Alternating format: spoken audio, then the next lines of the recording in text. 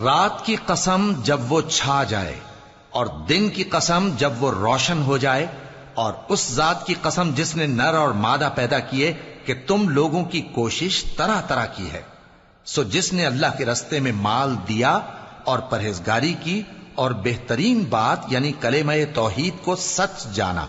تو اس کو ہم آسان طریقے کی توفیق دیں گے، اور جس نے بخل کیا اور بے پرواہ بنا رہا اور بہترین بات کو جھوٹ سمجھا، تو ہم اسے رفتہ رفتہ سختی میں پہنچا دیں گے، اور جب وہ دوزخ کے گڑھے میں گرے گا تو اس کا مال اس کے کچھ بھی کام نہ آئے گا۔ یقیناً راہ دکھا دینا ہمارا ذمہ ہے، اور بے شک آخرت اور دنیا ہماری ہی ملکیت ہیں۔ سو میں نے تم کو بھڑکتی آگ سے خبردار کر دیا ہے، اس میں وہی داخل ہوگا جو بڑا بدبخت ہے، جس نے جھٹلایا اور منہ پھیرا، اور جو بڑا پرہیزگار ہے وہ اس سے